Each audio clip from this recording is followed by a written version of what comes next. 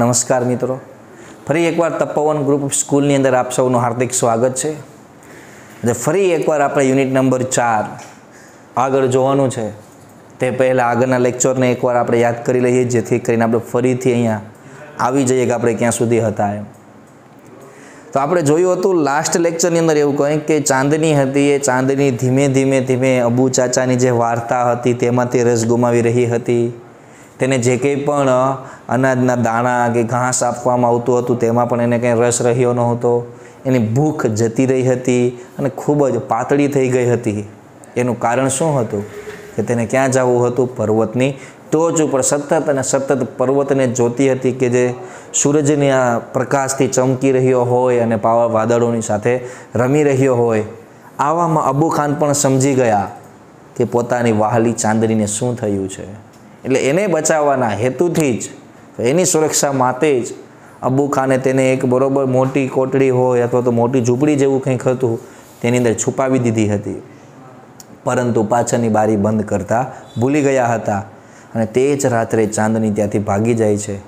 અને સવાર પડતાની સાથે ચાંદની જેવી પર્વત પર પહોંચે છે ત્યારનું નયનરમ્ય દ્રશ્ય પણ આપણે જોયું હતું. કેવું હતું દ્રશ્ય કે એના પગની નીચે રહેલું ઘાસ ધીમે ધીમે જેમ જેમ સૂરજ ઉગતો જાય તેમ તેમ તે સોનેરી કલરનું થતું જતું હતું. પોતે ક્યારેય આનંદ ન માણ્યો હોય તેવો આનંદ પોતે ત્યાં માણ્યો હતો અને આશ્ચર્યચકિત થઈ ગઈ હતી.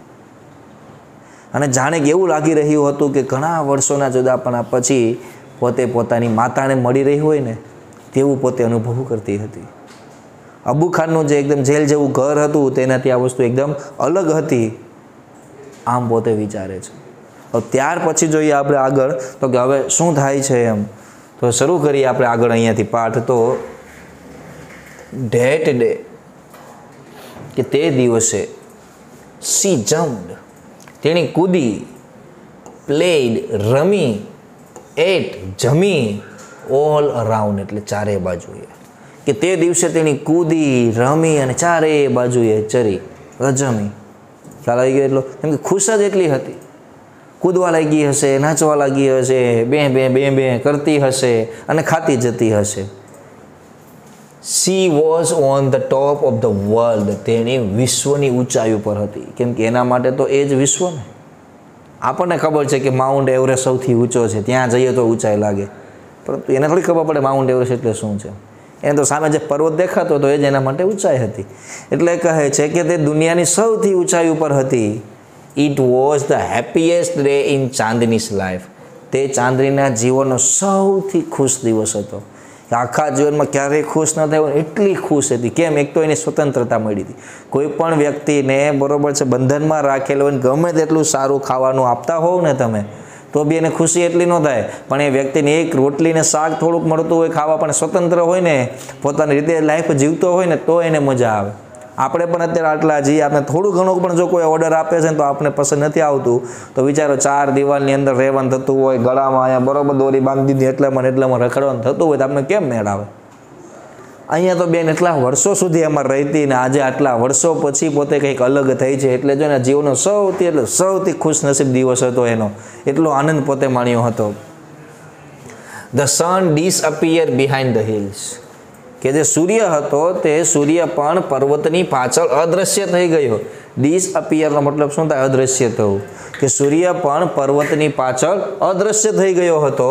હવે તમને ખબર છે આનો મતલબ શું થાય? અદૃશ્ય થઈ ગયો હતો એટલે આપણે નાના હાથે ત્યારે દોડતા, ખબર છે કુદરતી દ્રશ્ય, એમાં પર્વત હોય, પર્વતની પાછળ સૂરજ દોર્યો હોય તો હવે સૂરજ શું થઈ રહ્યો હોય છે? આથમવા જઈ રહ્યો હશે. બરાબર છે ને?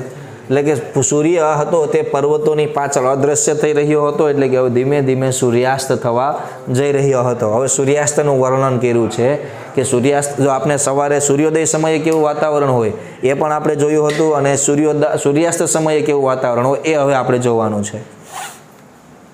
સોન ધ ડાર્કનેસ, ડાર્કનેસ એટલે કે અંધારું. કવર ધ ગ્રાસ એટલે ઘાસને ઢાંકવા લાગ્યું. અંધારું ઘાસને ઢાંકવા લાગ્યું. The flowers and the tree કે ફૂલો અને વૃક્ષો, કે ધીરે ધીરે અંધારું ઘાસ, ફૂલો અને વૃક્ષોને ઢાંકી રહ્યું હતું. ધ વિન્ડ સ્ટોપ્ડ બ્લોવિંગ, બ્લોવિંગ એટલે ફૂંકાવું, પવન પણ ફૂંકાવાનું બંધ થઈ ગયો હતો. હવે સૂર્યાસ્ત થવા જઈ રહ્યો છે મિત્રો, એકદમ અંધારું થઈ રહ્યું છે. કે ધેર વોઝ સ્ટીલનેસ. સ્ટીલનેસ એટલે કે શાંતિ. સ્ટીલનેસનો મતલબ શું થાય? આખી શાંતિ. ઓલ અરાઉન્ડ એટલે આસપાસ. તેની આસપાસ હવે શાંતિ હતી. એન્ડ આઉલ એટલે કે ઘુવડ. હૂટેડ. હૂટેડ એટલે બરોબર ઘુવડનો અવાજ. હૂટેડ એટલે શું થાય? ઘુવડનો અવાજ. ફ્રોમ અ હોલ એટલે કે તેના ડરમાંથી અથવા છિદ્રમાંથી, કે તેના ડરમાંથી ઘુવડને ઘોરકવાનો અવાજ પણ આવી રહ્યો હતો. ચાંદની ફેલ્ટ સ્કેર. સ્કેરનો મતલબ થાય ડર, અને એના માટેનો શબ્દ વપરાય ફિયર. કયો વપરાય? ફિયર. સ્કેરનો મતલબ શું થાય? ડર. કે ચાંદની ડરવા લાગી. કેમ? કે ધીમે ધીમે જો the sun disappear behind the hills. Sorry, અહીંયાથી બાકી છે ને. That day she jumped and played and ate all around. તે દિવસે તેની કૂદી, રમી અને ચારે તરફ ચરી. She was on the top of the world. તેણી દુનિયાની ઊંચાઈ પર અથવા તો વિશ્વની ઊંચાઈ ઉપર હતી. It was the happiest day in ચાંદની's life. તે ચાંદનીના જીવનનો સૌથી ખુશ દિવસ હતો. The sun disappeared behind the hills. કે સૂર્ય પર્વતોની પાછળ અદૃશ્ય થઈ રહ્યો હતો, એટલે સૂર્યાસ્તનો સમય છે. Soon the darkness covered the grass, flower and trees. તરત જ ધીરે ધીરે અંધારું ઘાસ, ફૂલો અને વૃક્ષોને ઢાંકી રહ્યું હતું. The wind stopped blowing. કે પવન ફૂંકાવાનું બંધ થઈ ગયું. There was stillness all around. ત્યાં આસપાસ શાંતિ છવાઈ ગઈ. An owl hooted from a hole. કે તેના દરમાંથી ઘુવડ હતું તે તેનો અવાજ કરી રહ્યો હતો. ચાંદની ફેલ્ટ સ્કેર. ચાંદની ડરી રહી હતી. હવે બેનને તકલીફ પડી. બરોબર છે. The full moon rose in a distance sky. Distance sky એટલે દૂરના આકાશમાં. ફૂલ મૂન આખો ચંદ્ર ક્યારે હોય? પૂર્ણિમાના દિવસે. બરોબર છે. પૂર્ણિમાનો ચંદ્ર દૂરના આકાશ ઉપર બરોબર છે ઉગી રહ્યો હતો. પૂર્ણિમાનો ચંદ્ર દૂરના આકાશ ઉપર ઉગી રહ્યો હતો. In it silver light. કે તેના એકદમ ચાંદી જેવા પ્રકાશમાં. ચાંદની સો ટુ બ્રાઇટ આઈસ. કે ચાંદનીએ બે તેજસ્વી આંખોને જોઈ. કોણ આવ્યો? તો ડેવિલ આવ્યો. બરાબર, રાક્ષસ આવ્યો છે. કે તેને બરાબર ફરીથી કે તેણે આ બરાબર સોનેરી પ્રકાશની અંદર બે તેજસ્વી આંખોને ચમકતી જોઈ. And sharp teeth. શાર્પ એટલે તીક્ષ્ણ દાંતો. શાર્પ એટલે તીક્ષ્ણ અને તીથ એટલે દાંત. અને તીક્ષ્ણ દાંતોને તેણે બરોબર છે જોયા છે. ફરીથી એકવાર the full moon rose in a distance sky. દૂરના આકાશ પર પૂર્ણિમાનો ચંદ્ર ઉગી રહ્યો હતો. In silver light. ચાંદની so too bright eyes and sharp teeth.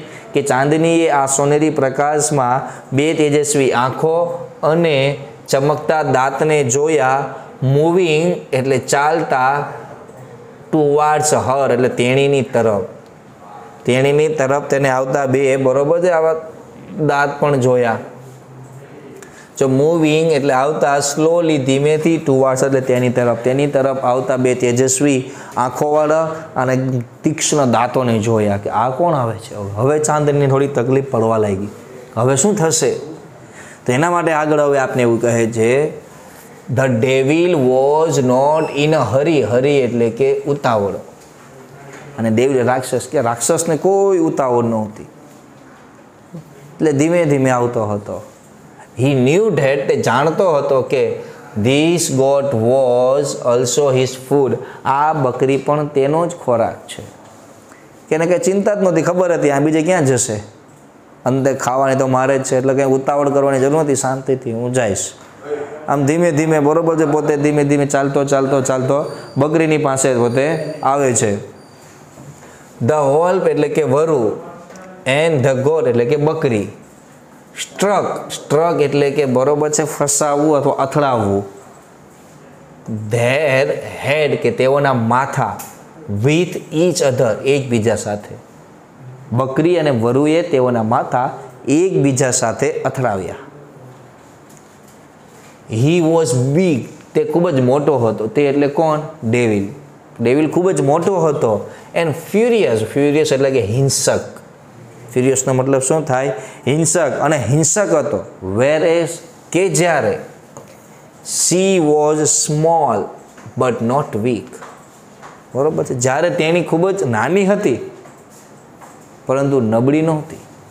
और एक बाजू भले बरोबर राक्षस है, खूब ज मोटो है, शक्तिशाળી है, बधुं ज छे, वात रेडी है, परंतु एक बाजू चांदनी है, ए चांदनी नानी है पण नबળી नहीं, केम के हार मानवा माटे तैयार थाय एवुं लागी नहीं रह्युं. तो ज एनी साथे बरोबर है ए बाथ भीड़वा माटे जाय ने, माथा भरावा तो ज जाय ने ए वरुनी साथे. એટલે જે ડેવિલ ડેવિલ ડેવિલ અત્યાર સુધી આપણે કરતા હતા, ડેવિલ એટલે કોની વાત થતી હતી? અહીંયા વોલ્ફની એટલે વરુની વાત થતી હતી, કે જે ઉપર બકરી એવો જાય તેને ખાઈ જતો હતો. ચાંદની સ્ટૂડ ફર્મ, ફર્મ એટલે મક્કમ, ફર્મ એટલે મક્કમતાથી, એકદમ મક્કમતાથી તેની સામે ઊભી રહી. ઓન હર લેગ, તેના પગ ઉપર, તે મક્કમતાથી તેના પગ પર ઊભી રહી. હેડ સ્લાઇટલી બેન્ડ, હેડ એટલે કે માથું, સ્લાઇટલી એટલે સહેજ, અને બેન્ડ એટલે વાળવું, કે તે થોડું તેનું માથું વાળે છે. કેમ કે સામે શિંગડા ભરાવા હોય તો માથું આમ નીચે કરવું પડે ને એને, એટલા માટે કે તે તેનું માથું થોડું ઝુકાવે છે. એન્ડ અને હર સ્ટ્રોંગ હોર્ન, અને તેના મજબૂત શિંગડા, એમ, એમ એટલે નિશાનો લેવો, એટ ધ ડેવિલ એટલે રાક્ષસ તરફ, અને રાક્ષસ તરફ તેના શિંગડાનો તે નિશાનો લે છે. મતલબ કે યુદ્ધની પૂરેપૂરી તૈયારી ચાંદની કરી રહી છે. બરોબર છે ને એટલું? She looked like a brave soldier. તેણી એક બહાદુર સૈનિક જેવી લાગતી હતી. બ્રેવ એટલે બહાદુર, સોલ્જર એટલે સૈનિક. તે બહાદુર સૈનિક જેવી લાગતી હતી. રેડી એટલે તૈયાર, ટુ ફાઇટ અ ક્રૂઅલ એનિમી, ક્રૂર એટલે ઘાતકી, અને એનિમી એટલે દુશ્મન. કે તેણી એક બહાદુર સૈનિકની જેમ ઘાતકી દુશ્મનની સામે લડાઈ લડવા માટે તૈયાર હોય ને તેવું લાગતું હતું. મતલબ કે ચાંદની અહીંયા સૈનિકથી કમ નથી.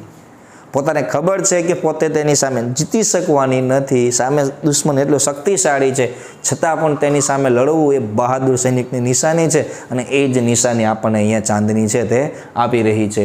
ફરીથી એકવાર એટલો પેરેગ્રાફ જોઈએ તો, the wolf and the goat struck their head with each other, કે વરુ અને બકરીએ તેઓના માથા એકબીજા સાથે અથડાવ્યા.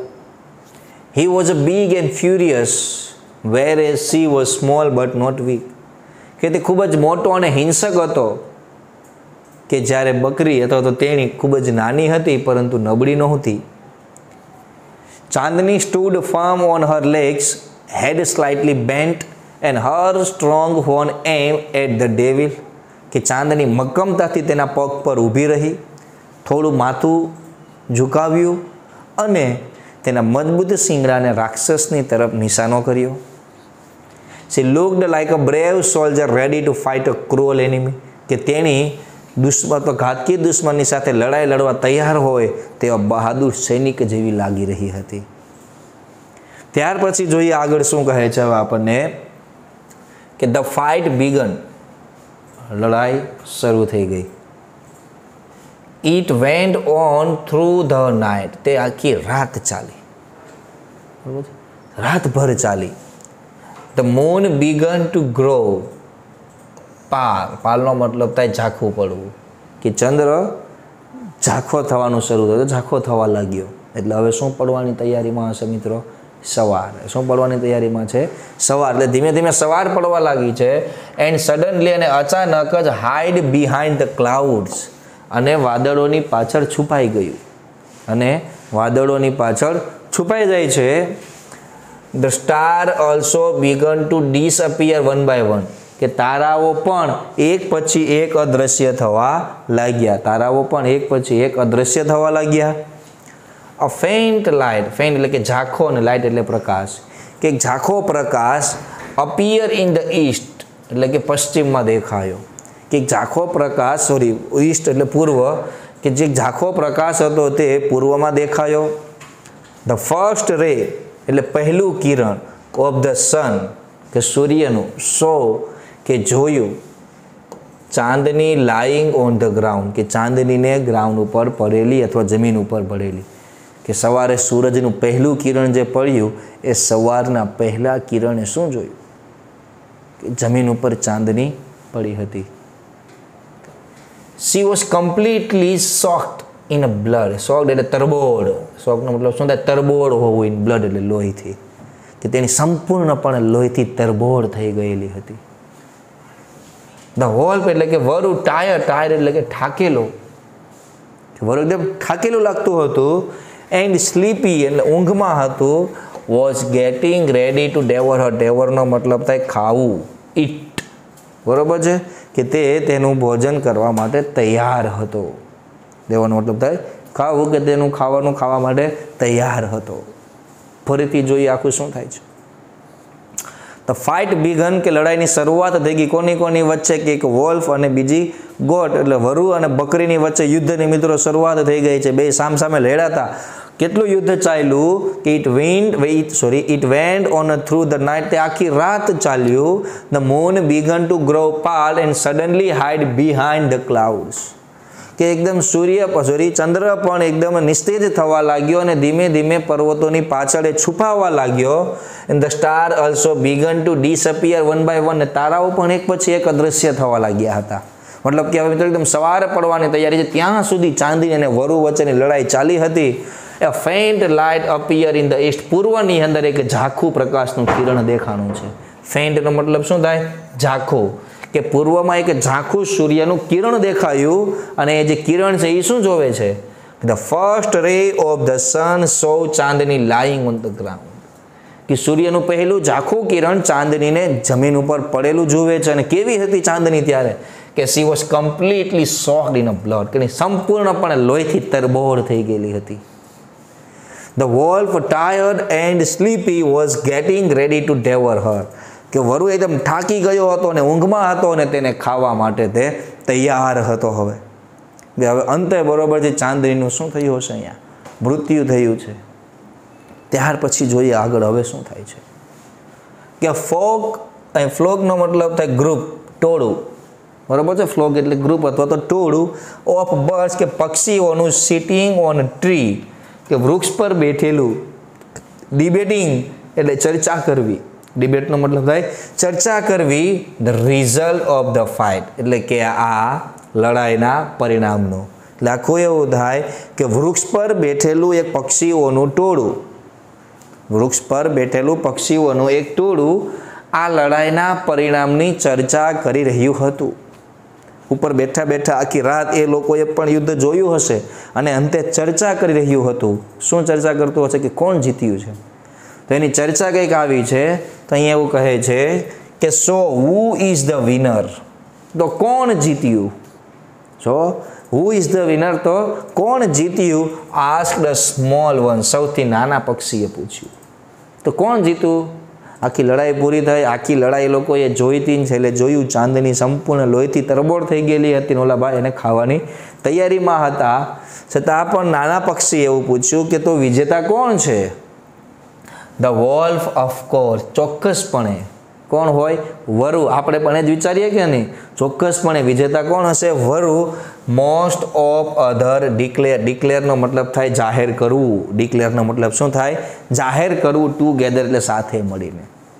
કે મોટા ભાગનાઓએ સાથે મળીને જાહેર કર્યું કે ચોક્કસપણે વરુ જ. કેમ કે એ જ જીવતો રહ્યો એટલે એ જ જીત્યો કહેવાય. કે તો અહીંયા એવું કહે છે કે નો સેડ અ વાઇઝ ઓલ બર્ડ. કે એકદમ વૃદ્ધ અને સમજુ પક્ષીએ કહ્યું ના.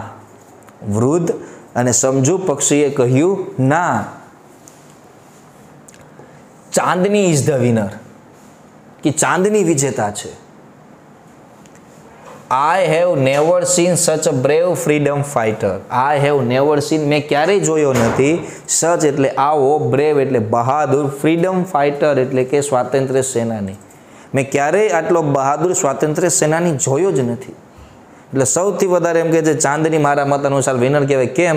તો કે પોતાને ખબર છે કે બરોબર છે, પોતાને ખબર જ છે કે પોતે હારવાની છે, છતાં પણ દુશ્મનની સામે લડવું ને ખરેખર એ વસ્તુની નિશાની મહાન કહેવાય. કે હારવાનું હતું એ ફિક્સ હતું, છતાં પણ પોતે એની સાથે યુદ્ધ લડવા માટે તૈયાર થઈ હતી અને અંતે હારી તો પણ એ હારેલી ન કહેવાય, જીતેલી જ કહેવાય. બરોબર છે. આપને પણ ખબર હોય કે હું સામે જઈશ ત્યાં મારી હાર થશે, તો પણ એ હાર અથવા તો તે સમસ્યાનો સામનો કરવો ને એ બહાદુરીની નિશાની છે. એટલે જ્યારે પણ જીવનની અંદર કોઈ મુશ્કેલી આવે ને મિત્રો, આપણે પીઠ બેઠાવીને ભાગવાનું નથી, આપણે પીઠ બતાવીને, પરંતુ મુશ્કેલીની સામે લડવાનું છે. મુશ્કેલીમાં સફળ જાય કે નિષ્ફળ એ પછીની વાત છે. પણ એ મુશ્કેલીની સામે આપણે લડતા શીખવું જોઈએ. આવું આ પાઠ ઉપરથી આ પ્રાણી પાસેથી પણ આપણે શીખી શકીએ છીએ. ગમે તેવી મુશ્કેલી હોય, મારે મુશ્કેલીની સામે લડવું છે ને, આ આપણો દૃઢ નિશ્ચય હોવો જોઈએ. તો આમ આ પાઠની અંદર આપણે બરોબર ચાંદનીની બહાદુરી વિશે જોયું કે કેવી રીતે પોતે બહાદુરીપૂર્વક વરુની સાથે લડી હતી તે. ઓકે, ત્યાર પછી ફરીથી આપણે આવતા લેક્ચરની અંદર મળીશું. ત્યાં સુધી બાય.